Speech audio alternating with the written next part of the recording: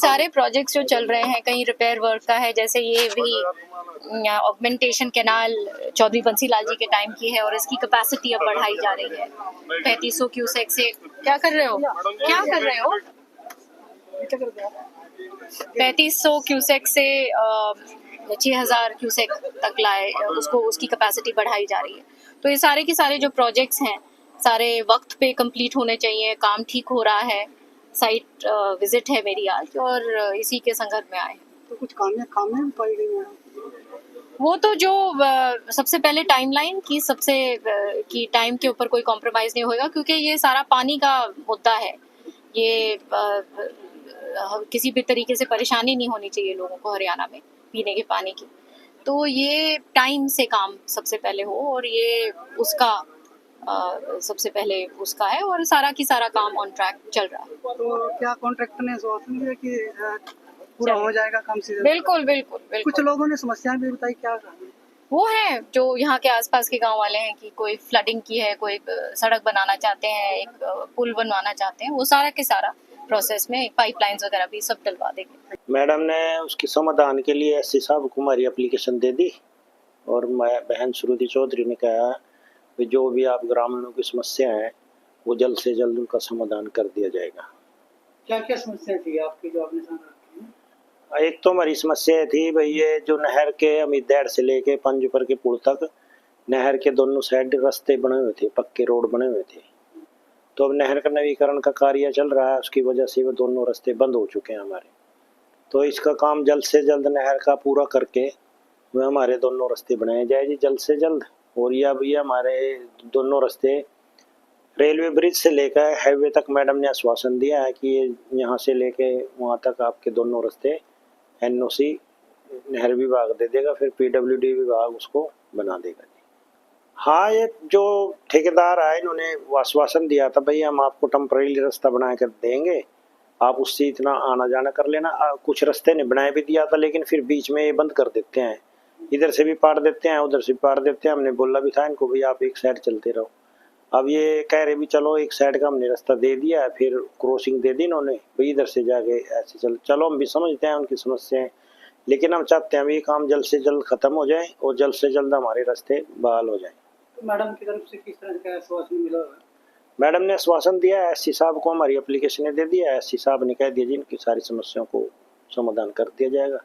उसमें हमने जैसे बरसात का पानी इकट्ठा हो जाता है, उधर खजूरी रोड होएगा, इधर नहर होगी, उधर पंजूपर वाला रोड होएगा, जिसकी वजह से पानी की निकासी का कहीं समाधान नहीं है।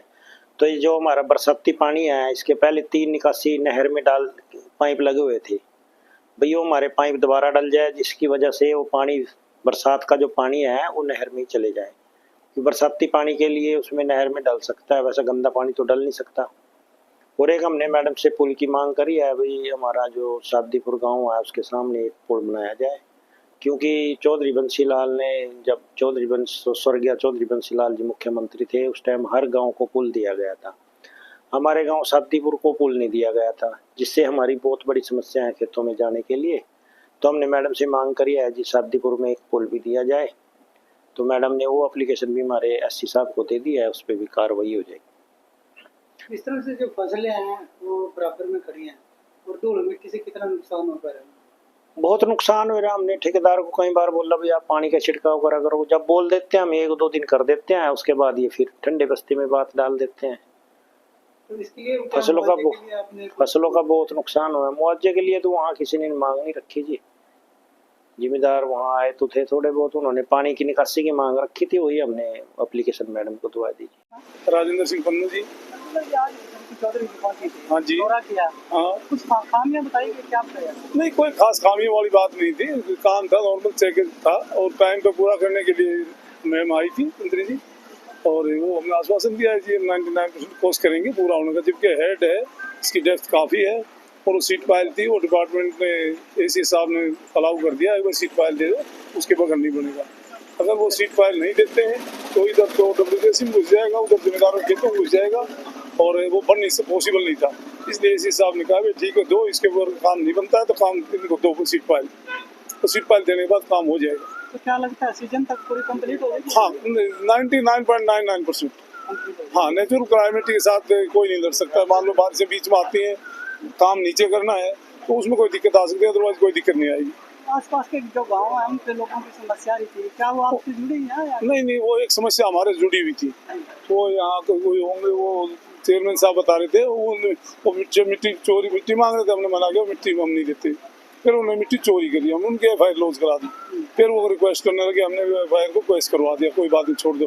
आज वो वही कह रहे थे जी काम बढ़िया, मेरे से बढ़िया अगर हरियाणा में किसी डिपार्टमेंट में काम हो ना तो मेरा चैलेंज है।